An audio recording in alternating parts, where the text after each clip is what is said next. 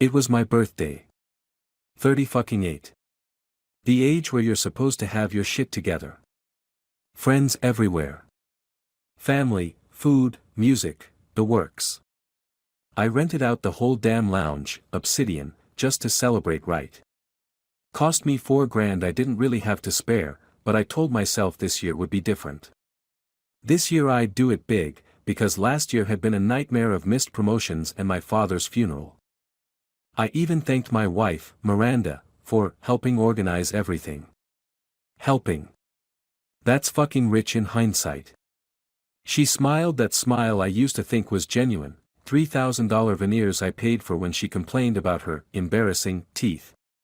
She kissed my cheek, left a smear of overpriced lipstick that probably cost as much as the appetizers. Told me to relax and enjoy it. Right.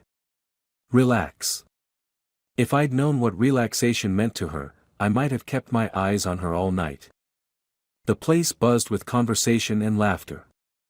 50 people I'd collected over the years, college buddies who'd gotten fat, co-workers I tolerated, family members who showed up for free food, and Miranda's friends I never really connected with.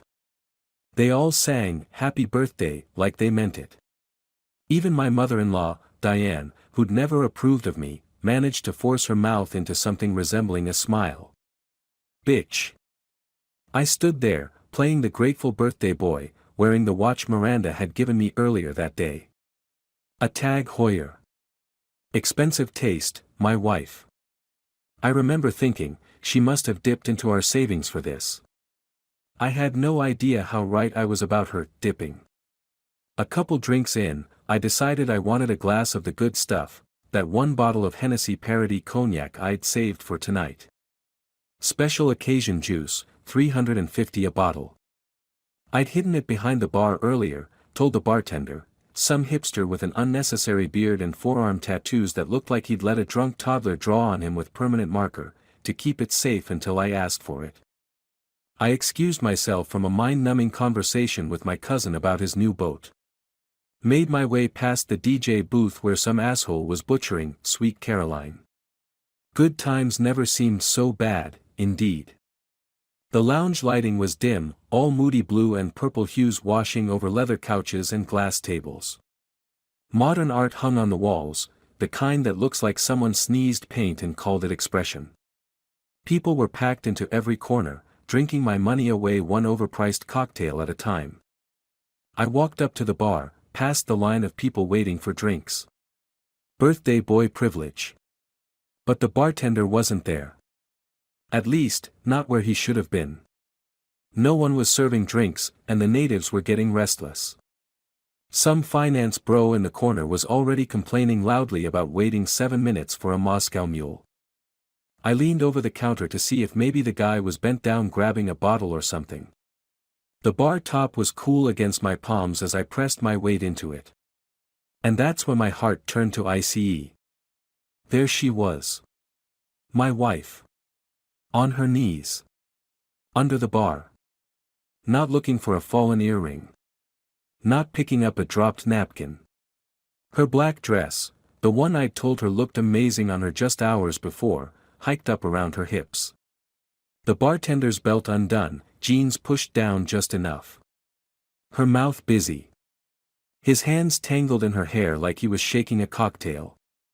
My brain short-circuited. The bass from the music seemed to sync with my heartbeat, pounding in my ears like war drums. On my birthday. While our friends were 10 feet away singing fucking karaoke. While my mother sat at a table by the window, proudly telling anyone who'd listen about her successful son. Miranda didn't see me. Her eyes were closed, focused on her task, like she was savoring a gourmet meal instead of blowing some random bartender she'd met 3 hours ago. But he did. The bearded bastard's eyes went wide when he spotted me, deer in the headlights shit, but he didn't stop her, didn't push her away. He just closed his damn eyes like it was worth dying for. Like my wife's mouth was the last meal of a condemned man. I could have exploded. Could have vaulted over that bar and painted the bottles with his blood. Could have dragged Miranda out by her carefully highlighted hair. The old me might have. But I didn't scream. I didn't throw a punch. I just stood there for 10 eternal seconds, memorizing every detail. The way her wedding ring caught the light as she steadied herself against his thigh. The smudge of her lipstick on his skin. The fucking audacity of it all. I backed away slowly, like I'd stumbled upon a venomous snake. No one around me noticed anything was wrong. The party continued. Don't Stop Believin' started playing. Somebody cheered. I walked back through the crowd, bumping shoulders with people who patted my back and wished me happy birthday. Each touch felt like sandpaper on a burn. I smiled mechanically. Nodded at appropriate intervals. My body on autopilot while my mind screamed. I sat down at our table. Took the empty seat next to my mom. She was mid-conversation with Miranda's sister about her garden. Hydrangeas. Fucking hydrangeas. Like the world wasn't collapsing around me. There you are, birthday boy. Mom said, patting my hand. Where's your drink? I thought you were getting that fancy cognac. Changed my mind, I managed. My voice sounded normal. Steady. How was that possible when my insides were nuclear waste? You feeling okay, honey? You look pale. Her forehead wrinkled with concern. Never better, I lied, and took a shot of whatever was in front of me. Tequila. I hated tequila. It burned all the way down, but I welcomed the pain. Something real to focus on. But inside, I was already loading the gun of revenge.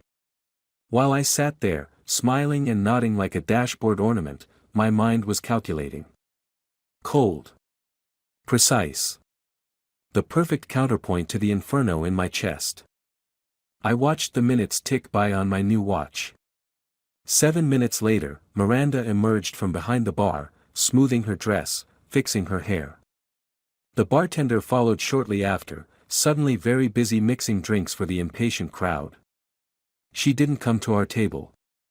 Instead, she joined her friends on the dance floor, laughing too loudly, moving her body to the music like nothing had happened.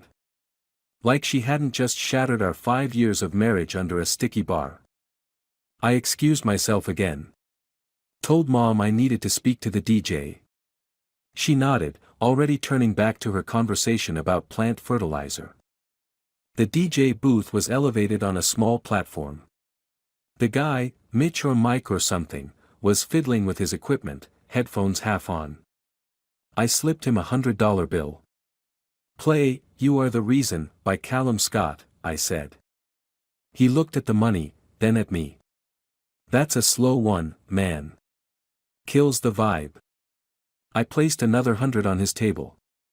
It's my birthday. And it's important. He shrugged and pocketed the cash. Your party, your rules. I returned to my seat and waited.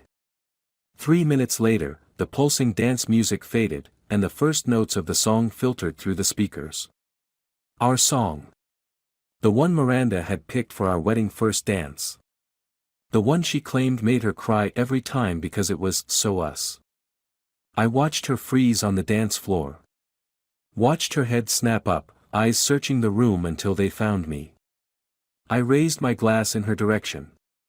Smiled. She looked confused. Worried. Good. The bartender was watching her too, his movements suddenly less fluid as he mixed a martini. I could practically see him wondering if I knew. If this song was a coincidence. I stood up. Grabbed a champagne flute from a passing server. Clinked it with a knife until the room quieted and all eyes turned to me. Miranda was making her way back to our table, her face a mask of composure that couldn't quite hide the panic underneath. I want to thank everyone for coming tonight, I began. My voice carried across the now quiet room. Our song still played softly in the background, a soundtrack to her humiliation. It means the world to have friends and family here to celebrate another year of life's surprises. People chuckled. Miranda slid into her seat beside my empty chair, her hand immediately finding her wine glass. I remained standing. They say that by 38, you should know who you are and what matters. I thought I did.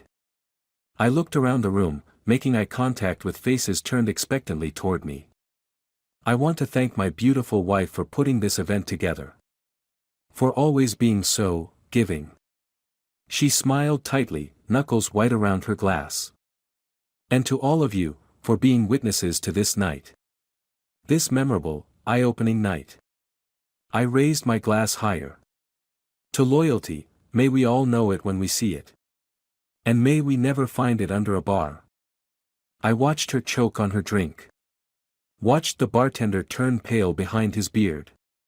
The room went quiet, a collective intake of breath as people tried to process what I just said. My mother looked confused. Miranda's sister's eyes widened in slow realization. Miranda recovered first. What a strange toast, she laughed, too brightly. I think my husband's had a bit too much to celebrate. Not nearly enough, I replied, still smiling. But the night is young. Like your bartender friend over there. What's his name again, honey? She stood abruptly. Let's cut the cake. I think you've had enough dessert for one night. Someone coughed awkwardly. My best friend Ryan gave me a concerned look from across the room. He'd seen me like this before, calm before the storm, back in college when I found my girlfriend then cheating with my roommate. That hadn't ended well for anyone. The music changed. Something upbeat that didn't match the tension crackling through the air. People gradually resumed their conversations, though the volume never quite returned to its previous level. The party had shifted, like the air before a thunderstorm. Miranda grabbed my arm, nails digging in through my suit jacket. What the fuck are you doing? She hissed, smile still plastered on her face for anyone watching. Celebrating my birthday, I replied. Almost as fun as what you were celebrating under the bar, wouldn't you say? Her face drained of color. Jason, I don't know what you think you saw. I know exactly what I saw. Your lipstick looks good on his dick, by the way. Really brings out your eyes. She let go of my arm like it burned her. You're drunk. We'll talk about this at home. There won't be a home to talk about it in. I checked my watch. Actually, I'm just getting started. I walked away, leaving her standing there. Made my rounds through the party, shaking hands, accepting birthday wishes, playing the gracious host while the timer in my head counted down. At midnight, as the party began winding down, I stepped outside for some air. The night was cool, stars obscured by city lights. I took out my phone. Opened the email I'd received an hour ago from the lounge manager. The security footage was grainy but clear enough. For camera angles covering the bar area. I'd told him I was concerned about the bartender possibly stealing bottles. Slipped him $500 cash for the files, no questions asked. I scrolled through the clips until I found what I was looking for. 9:47 p.m. There she was, approaching the bar. Leaning over to say something to beard guy. Him nodding toward the end of the bar. Her glancing around, not well enough, clearly, before slipping behind it. The footage continued, explicit enough to turn my stomach all over again. I'd already created the burner Instagram account. Birthday surprise 38. I uploaded the clearest still, her on her knees, his pants open, and tagged both their personal pages. Miranda's carefully curated social media presence where she posted about relationship goals and our blessed life. His hipster page full of craft cocktail photos and rock climbing adventures. Caption, best birthday surprise ever. She even brought her own cake hole. I hit post. Blocked the inevitable messages that would follow. Turned off my phone. Back inside, the crowd had thinned considerably. Miranda was sitting with her sister, both of them huddled close, speaking intently. She looked up when I walked in, eyes red-rimmed. So she'd seen it already. Word traveled fast. The bartender was nowhere to be seen. Probably hiding in the storage room or bathroom, panicking about his digital execution. The manager was giving me strange looks from across the room. My post had clearly made the rounds. I joined my mother, who was gathering her purse to leave. This was lovely, dear, but I'm exhausted. Will you and Miranda stop by for brunch on Sunday? I don't think that'll be happening, Mom. I kissed her cheek. I'll call you tomorrow. She frowned, sensing something off. Is everything okay? It will be. Get home safe. As the remaining guests filtered out, Miranda approached me, eyes wild. Take it down. Now. Take what down? I asked innocently. You know what? Her voice trembled with rage or fear or both. You've made your point. The point is just getting sharpened, sweetheart. I checked my watch again. Speaking of points, you should probably call your boss. What time does the law firm open tomorrow? 8. I sent him a lovely email with attachments. Her face crumpled. You wouldn't. I already did. I straightened my tie. Don't worry, I CC'd the managing partners too. Equal opportunity humiliation. You're destroying my career over one mistake, she hissed. Funny, I don't remember you thinking about my future when you were under the bar. Or the last time. Or the time before that. Her expression shifted. What are you talking about? Gary from your yoga studio. The text messages about your private sessions. Brad from accounting at your firm. The late nights you weren't actually working. I've known for months, Miranda. I just couldn't believe you'd be so blatant. So fucking disrespectful. Tonight was just the last straw. She took a step back. How did you find out? Does it matter? The only thing that matters is that I'm done being the oblivious husband. The joke ends tonight. I glanced at the bartender, who had emerged from hiding and was pretending to clean glasses while watching us. You two deserve each other. The unemployed lawyer and the bartender with the clap. The what? Oh, he didn't tell you. Might want to get tested. His Tinder profile is quite honest about his recent diagnosis. Another thing I learned while digging. She turned to look at the bartender, who averted his eyes. I couldn't tell if that particular shot in the dark had landed, but her uncertainty was satisfaction enough. I walked out without another word, leaving her standing in the emptying lounge. The cool night air felt like freedom as I stepped onto the sidewalk. My Uber was waiting. At home, I packed her bags methodically. Designer clothes she'd bought with my money. Jewelry I'd given her for anniversaries and birthdays. Photos of us I no longer wanted to see. I left it all by the front door.